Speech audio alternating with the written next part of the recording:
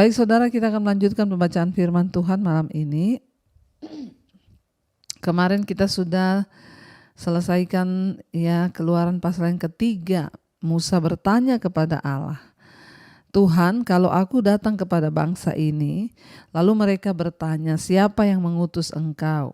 Ya, bagaimana tentang nama Tuhan? Lalu Tuhan berkata, katakan kepada mereka, aku adalah aku. Ya, itu adalah pernyataan tegas dari Tuhan bahwa Tuhan adalah Tuhan yang tidak berubah. Aku adalah aku, dia berkata.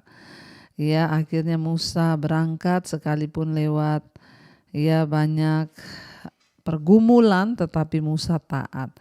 Baik, kita akan baca hari ini dari Keluaran pasal yang keempat. Sekarang kita sudah sampai di Keluaran pasal yang keempat. Ayat yang pertama kita akan baca saudara. Keluaran pasal 4 ayat yang pertama, firman Tuhan berkata di sana. Keluaran pasal 4 ayat yang pertama ya. Di sana dikatakan, lalu sahut Musa, bagaimana jika mereka tidak percaya kepadaku? Ya, dan bagaimana jika mereka tidak percaya kepadaku dan tidak mendengarkan perkataanku? Ya, Musa berkata kepada Tuhan dan ya tidak mendengarkan perkataanku. Sahut Musa, bagaimana jika mereka tidak percaya kepadaku dan tidak mendengarkan perkataanku, melainkan berkata, Tuhan tidak menampakkan diri kepadamu. Ya, Tuhan berfirman kepadanya, apakah yang di tanganmu itu? Jawab Musa, tongkat. Saudara, ada keraguan dari Musa. Dia berkata, bagaimana kalau bangsa itu tidak mau mendengar? Dan mereka berkata, ya tidak mungkin Tuhan yang mengutus engkau. Jika mereka tidak percaya ya dan tidak mau mendengarkan perkataanku, kata Musa. Ya, seringkali ya pelayan Tuhan itu memang terintimidasi saudara. Ya, bagaimana kalau kita khotbah orang gak dengar, bagaimana kalau kita sampaikan firman orang gak dengar. Ya, biarlah itu urusannya Tuhan, bagian kita sampaikanlah firman, nanti Tuhan yang berurusan dengan pribadi-pribadi. Ya, ketika Musa ini terus dia bertawar-menawar, negosiasi dengan Tuhan. Apa alasan yang membuat aku harus percaya dan supaya bangsa ini yakin bahwa memang Tuhan yang mengutus? Karena tidak sembarangan ini bawa nama Tuhan. Ya, sekarang kan banyak orang gampang bawa nama Tuhan, saudara ya. Dia berkata ada nubuatan begini, Tuhan berkata begini, hati-hati, kita perlu diuji. Musa aja yang sudah menerima ya dari Tuhan, dia masih bilang, Tuhan bagaimana kalau mereka tidak percaya? Tuhan bertanya saat itu ya, apa yang ada di tanganmu?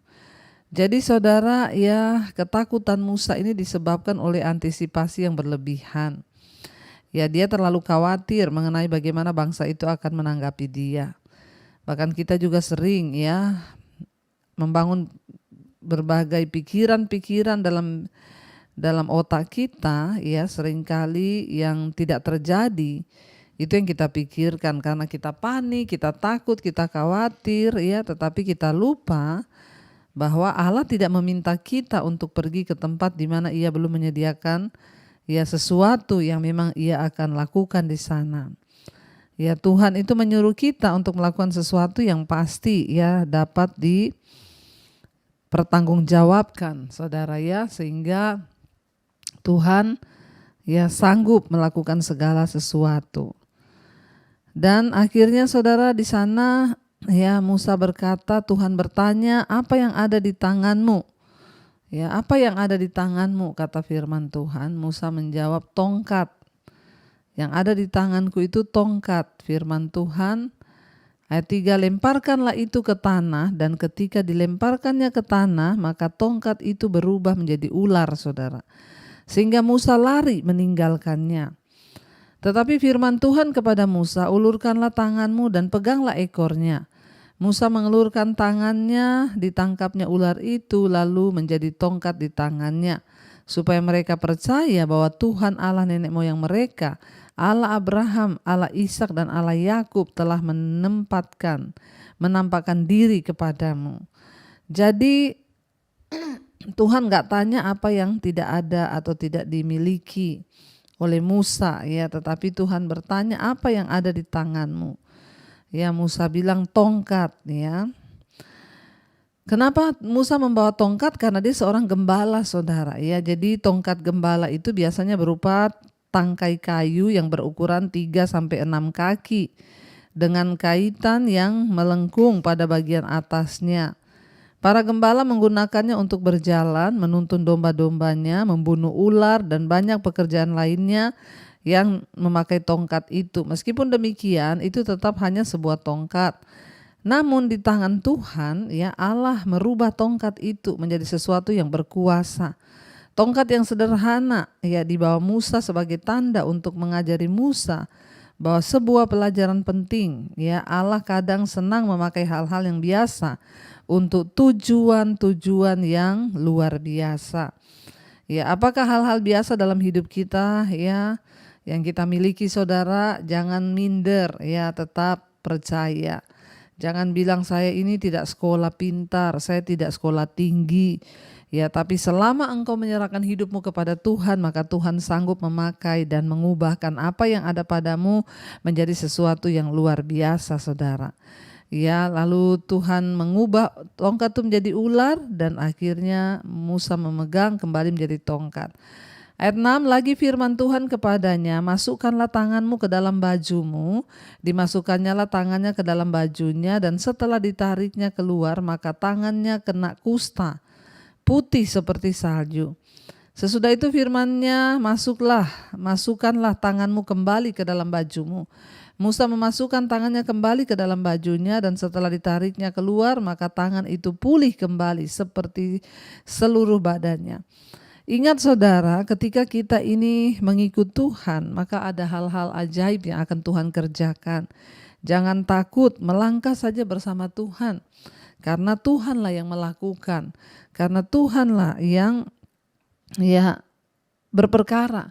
Saya tuh kadang-kadang juga diperhadapkan dalam pelayanan, ada orang yang, ya, kerasukan, lalu saya harus mendoakan. Karena saya berpikir, iya, kalau setannya pergi saya doakan. Ya, tapi saya selalu berkata, Tuhan, bukan aku tetapi Engkau. Ya, secara manusia seringkali kita nggak percaya diri, ya. Tetapi biarlah itu menjadi satu alasan untuk kita percaya kepada kuasa Tuhan, saudara, ya. Jika mereka tidak percaya kepadamu, kata Tuhan, dan tidak mengindahkan tanda mujizat yang pertama, maka mereka akan percaya kepada tanda mujizat yang kedua. Dan jika mereka tidak juga percaya kepada kedua tanda mujizat ini dan tidak mendengarkan perkataanmu, maka engkau harus mengambil air dari sungai Nil dan harus kau curahkan di tanah yang kering. Lalu air yang kau ambil itu akan menjadi darah di tanah yang kering itu. Ya, Tuhan berkata kepada Musa, ya.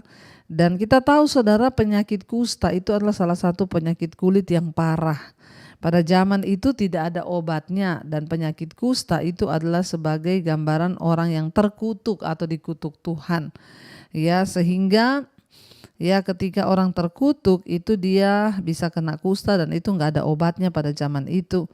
Ya, tetapi Tuhan, ya, memberikan sebuah kuasa, ya, kepada Musa. Dia bisa menyembuhkan, ya, tangannya kena kusta, lalu dia bisa hilang dalam segala, ya, kusta itu ketika dia memasukkan ke tangannya. Harusnya itu sudah menjadi sebuah tanda yang cukup untuk membuat bangsa Israel itu percaya bahwa Musa itu memang diutus Tuhan.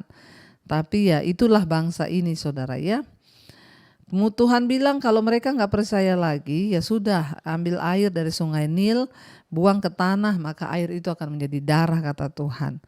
Ayat 10, lalu kata Musa kepada Tuhan, Tuhan, aku ini tidak pandai bicara. Dahulu pun tidak, dan sejak engkau berfirman kepada hambamu pun tidak.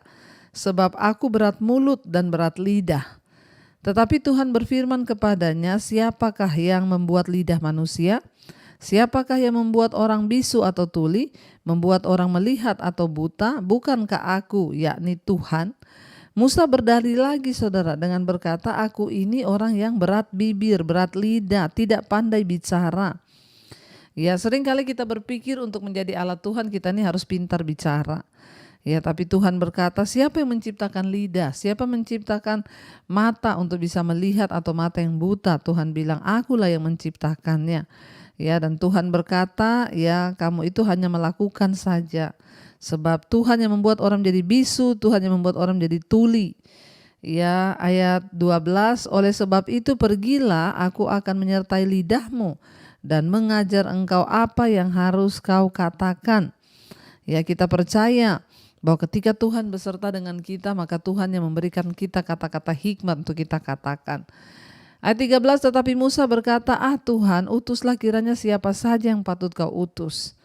Ya, jadi Musa ini tetap tidak pede, saudara. Ya, Musa ini memohon terus kepada Allah. Banyak sekali alasannya. Ini juga sering terjadi dalam hidup kita ketika dipanggil Tuhan untuk melayani. Banyak alasan yang kita buat. Saya ini belum layak, saya ini masih gini, saya itu masih gini. Bertobat, saudara, ya. Kalau Tuhan mau pakai kita, maka ya Tuhan sanggup ya memberikan hal-hal yang luar biasa. Musa memohon kepada Allah untuk mengeluarkan dia dari tugasnya. Ya, Musa bilang suruh orang lain saja. Bagaimanapun dia bukanlah seorang yang pandai bicara, atau mungkin ya dia takut kalau dia dipermalukan, ya. Namun Allah melihat masalah Musa dengan cara yang sangat berbeda. Yang Musa butuhkan hanyalah pertolongan, dan siapakah yang lebih baik daripada Allah yang dapat menolongnya, mengatakan dan melakukan hal-hal yang benar. Allah yang menciptakan mulutnya dan yang akan memberikan kepada dia perkataan untuk diucapkan. Ya, mudah, saudara, bagi kita ya untuk fokus kepada kelemahan-kelemahan kita, tetapi jika Tuhan meminta kita untuk melakukan sesuatu, maka Ia sendiri akan menolong kita untuk menyelesaikan setiap tugas-tugas kita, saudara, ya. Dan kalau pekerjaan itu membutuhkan beberapa bidang ya dalam kelemahan kita, maka kita dapat percaya bahwa Tuhan sendirilah yang akan meneguhkan kita untuk melakukan setiap pekerjaan itu. Ya, jadi tidak perlu takut. Ya, kita hanya percaya saja bahwa Tuhan sanggup. Jangan berdalih terus kalau mau melayani Tuhan, saudara, ya. Musa berkata ayat 13, ya, suruhlah siapa saja Tuhan yang kau mau suruh, jangan akulah. Pilih saja siapa yang patut. Ya, maka bangkitlah murka Tuhan ayat 14 terhadap Musa dan ia berfirman, bukankah di situ Harun orang Lewi itu kakakmu? Aku tahu bahwa ia pandai bicara, lagi pula ia telah berangkat menjumpai engkau. Dan apabila ia melihat engkau, ia akan bersuka cita dalam hatinya. Maka engkau harus berbicara kepadanya dan menaruh perkataan itu ke dalam mulutnya. Aku akan menyertai lidahmu dan lidahnya dan mengajarkan kepada kamu apa yang harus kamu lakukan. Ia harus berbicara bagimu kepada bangsa itu, dan demikian ia akan menjadi penyambung lidahmu, dan engkau akan menjadi seperti Allah baginya. Dan bawalah tongkat ini di tanganmu yang harus kau pakai, dia katakan, untuk membuat tanda-tanda mujizat. Ya, jadi Tuhan sempat murka kepada Musa karena dia alasan terus, saudara, enggak mau, ya. Dia mencari alasan terus. Ya, Allah akhirnya setuju membiarkan Harun yang berbicara untuk Musa. Ya, perasaan kurang mampu dari Musa begitu kuat. Ya, sehingga dia bahkan tidak dapat mempercayai kemampuan Allah untuk menolongnya. Musa banyak kali harus berurusan dengan perasaan kurang mampunya yang hebat itu. Bahkan ketika ia menghadapi situasi yang sulit atau menakutkan, kita harus mau membiarkan Allah menolong kita, saudara. Jangan sampai kita sudah dipilih Tuhan, tapi karena kita ngeyel, kita nggak mau dengar-dengaran, akhirnya Tuhan lemparkan itu kepada orang lain. Ya, di sini kalau kita lihat kata-kata engkau akan menjadi seperti Allah baginya, itu berarti Musa akan memberitahu kepada Harun apa yang harus dikatakannya sebagaimana yang Allah beritahu kepadanya. Mari kita belajar malam ini bahwa Tuhan itu sanggup, ya. Tuhan itu mampu walaupun kita merasa tidak mampu. Biar hari ini kita semua berkata, Tuhan pakai hidupku. Ya, pakai hidupku untuk menjadi ya alatmu Tuhan, menyampaikan firman Tuhan, ya, bukan harus berkhotbah, tapi siapapun yang kita temui biar kita mau sampaikan firman Tuhan. Baik, saudara, ya, kita akan merenungkan firman ini. Biar ini menjadi ya satu peneguhan bagi setiap kita. Tidak ada yang terlalu lemah yang Tuhan gak bisa pakai. Ya, tidak ada yang tidak mampu yang Tuhan gak bisa ubah. Ya, dia Tuhan, dia yang sanggup melakukan segala perkara. Karena itu tetaplah percaya kepada Tuhan, sebab dia ya Tuhan yang sanggup. Yang kita lanjutkan sekarang Keluaran pasal 4 ayat 18. Kemarin kita sudah sampai ya di ayat yang ke-17. Ya, kita sudah belajar. Ya, Tuhan berkata kepada Musa ketika Musa itu bertanya, ya Tuhan, ya bagaimana? Ya, aku ini akan diutus. Musa bilang, Tuhan, ya utuslah kiranya siapa saja yang patut kau utus, ya. Lalu Musa ini berkeras, ya dia banyak alasan, ya dia bilang bagaimana kalau bangsa ini nggak percaya kepadaku, ya dia juga takut gagal, bagaimana kalau dia tidak berhasil, bagaimana kalau saya, macam-macam lah alasan Musa ini ya untuk menyatakan kehendak Tuhan dalam rencana Tuhan. Dia bilang, Tuhan kalau bisa Tuhan utus siapa saja Tuhan, asalkan jangan aku. Ya, lalu di sana kita lihat kemarin kita sudah baca, bangkitlah murka Tuhan terhadap Musa dan akhirnya Tuhan berfirman, ya, bukankah di situ Harun orang Lewi itu kakakmu? Aku tahu bahwa ia pandai bicara, lagi pula ia telah berangkat menjumpai engkau. Ya, dan apabila ia melihat engkau, ia akan bersuka cita dalam hatinya. Dan engkau harus berbicara kepadanya dan perkataan itu akan ditaruh di lidah mulutnya.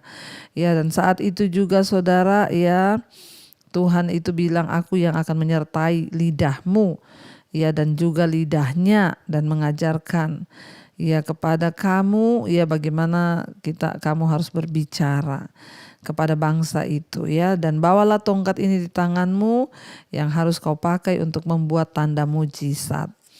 Kita sudah sampai di sana kemarin dan kita akan lihat selanjutnya saudara, ya apa yang akan Tuhan kerjakan bagi Musa dan juga bangsa Israel lewat kehidupan Musa. Sekarang ayat 18 ya, Keluaran pasal 4 ayat 18. Musa kembali ke Mesir. Lalu Musa kembali ke Mesir kepada mertuanya Yitro serta berkata kepadanya, izinkanlah kiranya aku kembali kepada saudara-saudaraku yang ada di Mesir untuk melihat apakah mereka masih hidup. Yitro berkata kepada Musa, pergilah dengan selamat. Ayat 19, adapun Tuhan sudah berfirman kepada Musa di Midian, ya, kembalilah ke Mesir sebab semua orang yang ingin mencabut nyawamu telah mati. Ya, Tuhan berkata kepada ya Musa, Tuhan bilang, ya kamu balik ke sana. Adapun Tuhan sudah berfirman kepada Musa di Midian, kembalilah ke Mesir sebab semua orang yang ingin mencabut nyawamu telah mati. Tuhan yang membuat saudara, orang-orang yang ingin berbuat jahat kepada Musa, yang ingin ya membunuh Musa, Tuhan bilang mereka semua sudah mati. Jadi hati-hati ya saudara, ya Tuhan dapat mencabut nyawa ya orang-orang yang membenci ya Musa dan ingin dia mati.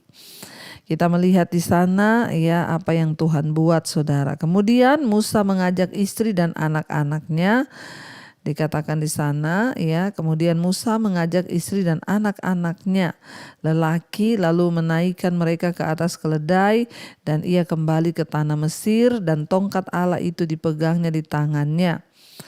21 firman Tuhan kepada Musa, pada waktu engkau hendak kembali ini ke Mesir, ingatlah supaya segala mujizat yang telah kuserahkan ke dalam tanganmu kau perbuat di depan Fir'aun. Tetapi aku akan mengeraskan hatinya sehingga ia tidak membiarkan bangsa ini pergi. Kita melihat di sini saudara, ya Tuhan itu berkata ya, kamu bawa tongkat ini. Jadi Musa itu memegang erat pada tongkat gembala itu. Ketika ia pergi ke Mesir, dia pegang erat-erat. Karena dia tahu ini adalah yang Tuhan berikan untuk dia boleh menyatakan mujizat. Karena kalau Tuhan yang menyuruh, Tuhan juga pasti yang akan memperlengkapi ya. Dan akhirnya dia pergi ke Mesir untuk menghadapi tantangan terbesar dalam hidupnya. Tidak mudah saudara. Ya makanya lewat berbagai peneguhan Musa itu negosiasi dengan Allah. Apa yang harus begini, begitu, begini. Wah, panjang negosiasinya dengan Tuhan sampai akhirnya dia berani untuk bertindak ya. Karena ini benar-benar adalah tantangan terbesar dalam hidup Musa untuk kembali ke Mesir berhadapan dengan Raja Fir'aun, saudara, di mana dulu dia pernah mau dibunuh di sana. Tetapi tongkat yang diberikan Allah itu adalah jaminan tentang kehadiran dan kuasa Allah, sehingga Musa tidak perlu takut. Hari ini mungkin kita tidak diberi tongkat sama Tuhan, tetapi kita memiliki iman, dan Tuhan sudah bilang dengan iman itu engkau dapat melakukan segala perkara. Kita tidak perlu takut sebab ada Tuhan yang menyertai kita. Ya, cukup dengan iman kita yakini bahwa penyertaan Tuhan itu sempurna bagi kita. Ya, bahkan ketika merasa tidak pasti, ya sebagian orang atau sama juga kita dengan Musa, seringkali ya kita menuntut sesuatu dari Tuhan, membutuhkan ya peneguhan. Apa Tuhan ya yang bisa membuat aku ini bisa tenang? Apa jaminannya? Ya, ketika kita menghadapi pencobaan-pencobaan besar dalam hidup kita, ketika kita tidak percaya diri, kita merasa terintimidasi, ya seringkali kita membutuhkan peneguhan. Ya, tetapi ya apa yang cukup membuat kita percaya hari ini itu adalah janji-janji dan firman Tuhan, saudara. Ya, pada zaman Musa itu belum ada Alkitab. Jadi Musa memerlukan ya jaminan, dan Tuhan beri dia tongkat. Tapi zaman sekarang jaminan kita apa? Firman Tuhan. Sudah ada firman, sudah ada Alkitab. Kita bisa berkata, janji Tuhan engkau menyertaiku. Ya dan amin. Itu menjadi tongkat bagi kita di dalam alam roh yang dapat kita gunakan untuk melawan iblis, saudara. Ya, bahkan ya setiap orang Kristen dapat berpegang erat pada janji-janji Tuhan itu lewat iman kita. Ketika iman kita semakin bertumbuh, kita akan mengatasi banyak hal, dan itulah yang akan menjadi jaminan kepada kita, yaitu janji Tuhan. Iya dan amin. Dan kita juga bisa belajar dari kisah hidup orang-orang dalam Alkitab. Ya, dengan kisah Musa ini kan ditulis. Kenapa? Untuk memberikan kepada kita jaminan bahwa Tuhan itu ada, Tuhan itu hidup, dan dia sanggup melakukan segala perkara. Ya, dan akhirnya Musa menghadapi tantangan terbesar. Dia harus kembali ke Mesir. Ya, Tuhan bilang balik saja karena semua orang-orang ingin mencabut nyawamu itu sudah mati. Akhirnya Musa melangkah, saudara, ya. Dia membawa serta tongkat yang diberikan Tuhan. 21, firman Tuhan kepada Musa, pada waktu engkau hendak kembali ke Mesir, ingatlah supaya segala mujizat yang telah kuserahkan ke dalam tanganmu kau perbuat di depan Fir'aun. Tetapi aku akan mengeraskan hatinya sehingga ia tidak akan membiarkan bangsa itu pergi. Loh, aneh ya saudara. Tuhan yang menyuruh, tapi Tuhan bilang dia akan mengeraskan hati Fir'aun supaya bangsa itu tidak dibiarkan oleh Fir'aun untuk pergi. Tapi kita sudah baca kemarin, kenapa? Karena Tuhan akan menyatakan mujizat, dan dia akan menyatakan ya kuasanya supaya bangsa Mesir boleh melihat Tuhan Allah Israel, Abraham, Ishak dan Yakub itu Allah yang berkuasa. Ya, 22, maka engkau harus berkata kepada Fir'aun, beginilah firman Tuhan Allah Israel, ya Tuhan Israel ialah anakku, anakku yang sulung. Israel ialah anakku, anakku yang sulung. Sebab itu aku berfirman kepadamu, biarkanlah anakku itu pergi, supaya ia beribadah kepadaku. Tetapi jika engkau menolak membiarkannya pergi, maka aku akan membunuh anakmu, anak-anakmu yang sulung. Ya, jadi Musa disuruh Tuhan menyampaikan itu. Tetapi di tengah jalan di suatu tempat bermalam, Tuhan bertemu dengan Musa dan berikhtiar untuk membunuhnya. Ya, ayat yang ke-25, lalu Sipora mengambil pisau batu, dipotongnya kulit katan anaknya, kemudian disentuhnya dengan kulit itu kaki Musa. Ya, sambil berkata, sesungguhnya engkau pengantin darah bagiku. 26, lalu Tuhan membiarkan Musa pengantin darah, kata Sipora waktu itu, karena mengingat sunat itu. Ayat 27, berfirmanlah Tuhan kepada Harun, pergilah ke padang gurun menjumpai Musa. Ia pergi dan bertemu dengan dia di gunung Allah, lalu menciumnya. Kemudian Musa memberitahukan kepada Harun segala firman Tuhan yang disuruhkannya kepadanya untuk disampaikan, dan segala tanda mujizat yang diperintahkannya kepadanya untuk dibuat. Maka pergilah Musa beserta Harun dan mereka mengumpulkan semua tua-tua Israel. Harun mengucapkan segala firman yang telah diucapkan Tuhan kepada Musa segera serta berbuat di depan bangsa itu tanda-tanda mujizat. 31 Lalu percayalah bangsa itu, dan ketika mereka mendengar bahwa Tuhan telah mengindahkan orang Israel dan telah melihat kesengsaraan mereka, maka berlututlah mereka dan sujud menyembah. Saudara, ya kita tadi membaca di sana dikatakan Allah hampir membunuh Musa karena Musa tidak menyunat anaknya. Mengapa Musa tidak melakukan hal itu? Ya, ingatlah bahwa Musa telah menghabiskan separuh hidupnya di istana Firaun dan separuh hidupnya di padang gurun Midian. Ya, dia mungkin tidak terlalu mengenal hukum-hukum Allah, khususnya karena semua persyaratan dari perjanjian Allah dengan Israel. Kita tahu Musa dibesarkan oleh putri Firaun. Dia tidak mengenal aturan-aturan dari hukum-hukum Tuhan seperti layaknya saudara-saudaranya yang lain. Ya, dan dia pada waktu itu dibuang. Jadi dia tidak mengerti, maka anaknya tidak disunat. Ya, tidak dilaksanakan secara ya apa yang Tuhan mau, saudara, karena persyaratan ya dari dia mungkin tidak mengenal hukum Allah, khususnya ya karena semua persyaratan dari perjanjian Allah dengan Israel. Dulu kita sudah belajar ya. Dia tidak laksanakan secara aktif karena selama lebih dari 400 tahun. Ya, selain itu istri Musa karena latar belakangnya sebagai orang Midian mungkin telah melawan penyunatan, tetapi Musa tidak dapat efektif bekerja sebagai pembebas umat Tuhan sebelum ia memenuhi syarat-syarat perjanjian Allah. Dan salah satu dari syarat tersebut adalah sunat. Dan sebelum mereka dapat pergi lebih jauh, Musa dan keluarganya harus mengikuti perintah-perintah Allah secara penuh. Jadi karena istrinya melihat bahwa Allah akan membunuh Musa, dia cepat-cepat menyunat anaknya yang laki-laki. Dan darahnya itu sebagai perjanjian, saudara. Ya, di bawah hukum perjanjian lama, ya tidak menyunatkan anak laki-laki itu berarti ya mengeluarkan diri Anda dari keluarga Allah dan dari berkat-berkat Allah. Karena itu peraturan Tuhan, itu hukum Tuhan yang harus dipatuhi. Kalau di perjanjian baru ya semuanya dibaharui. Yesus berkata bahwa yang terpenting adalah sunat hati, bukan sunat secara lahiriah. Ya, dan mengapa Sipora melakukan penyunatan itu, istri Musa melakukan itu?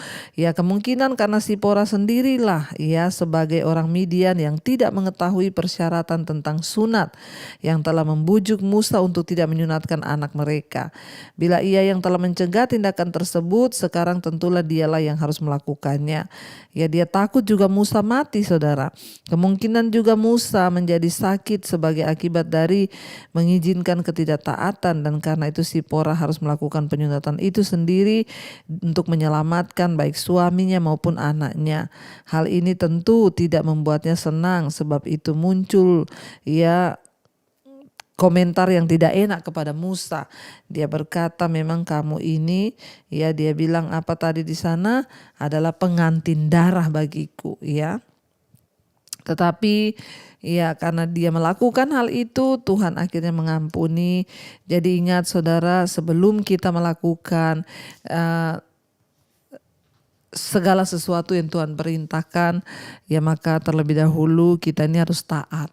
Ya, pada zaman perjanjian lama sunat secara fisik wajib, tetapi sekarang Tuhan Yesus bilang kamu harus bersunat hati, yaitu menanggalkan semua yang berdosa, buang kepahitan, kegeraman, amarah, ya semua itu kita harus buang. Penanggalan akan tubuh yang berdosa, kenajisan, percabulan, itulah yang namanya sunat rohani. Baik, kita akan melanjutkan besok ya Keluaran pasal yang kelima, dan sekarang kita ya sudah menyelesaikan Keluaran pasal 4. Mari kita mau merenungkan firman ini, kita tundukkan kepala. Terima kasih Bapa, kami mengucap syukur Tuhan buat malam hari ini. Ajar kami untuk sungguh-sungguh percaya kepada Tuhan, bahwa Engkau yang pegang kendali atas hidup kami, bahwa ketika Engkau memilih, Engkau yang akan meneguhkan kami Tuhan. Biarlah kami tidak meragukan kuasa Tuhan dalam hidup kami.